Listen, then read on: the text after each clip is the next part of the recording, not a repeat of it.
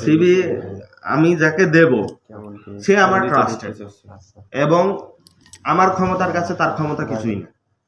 আমি ধরো এনসিপি যুব সংগঠনের জেলা সেক্রেটারি, আমার নিজস্ব একটা পাওয়ার আছে, প্রশাসনিক ক্ষেত্রে পাওয়ার আছে।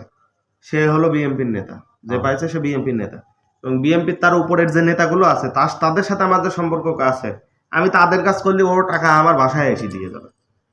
এবং আমাদের জামাতের এমপি কুষ্টিয়াতে, যে হলো আমাদের এনসিপি জামাত জোটের এমপি, তাহলে তার থেকে টাকা লোক নেবে হলো কয়টা পোস্টে 34টা লোক নেবে। মানে এই নিয়োগটা বের করে নিয়ে আইছি ধরো আমি, এর আগে আরেকটা হয়েছে 25 জনের, ওইটাও বের করে নিয়ে আসি আমি। ওইটা অর্থ মন্ত্রণালয়ে আটকাইছিল, ওটা বের করে নিয়ে আসলাম, পরে এটা পুরোপুরি বের করা হয়েছে। এখন তোমার ওই যে ল্যাব অ্যাটেন্ডেন্ট আছে 2 জন, ইমার্জেন্সি অ্যাটেন্ডেন্ট 2 জন, স্ট্রেচার বেয়ারার 3 জন, ওটি বয় বা ওটি অ্যাটেন্ডেন্ট 3 জন, আয়া 10 জন, ওয়ার্ড বয় 10 জন।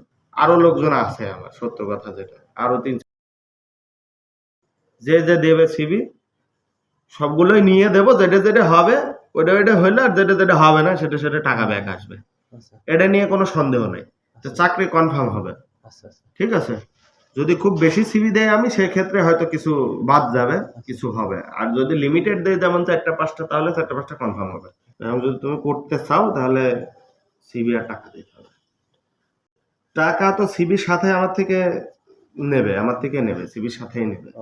তোমার হসপিটালে তো ধরো অনেক লোক আছে যারা টাকা দিয়েই চাকরি করার জন্য যারা বসে আছে, এতদিন তো তারা ছিল।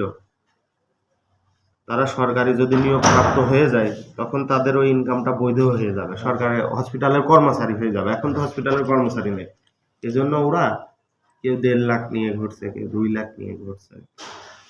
একদম অনেস্টলি কথা বলতে, আমি রোজায় আছি, মিথ্যা কথা বলবো না। তুমি চাকরি করলেও আমার কিছু না, না করলেও আমার কিছু না, কিন্তু আমি 2টো লোক ঢুকাইতে পারলে তোমাকে আমি হসপিটালে যাই, যে কোনো কাজে হেল্প পাবো। রাজনীতি করি, আমার তো এটুকু হইলেই।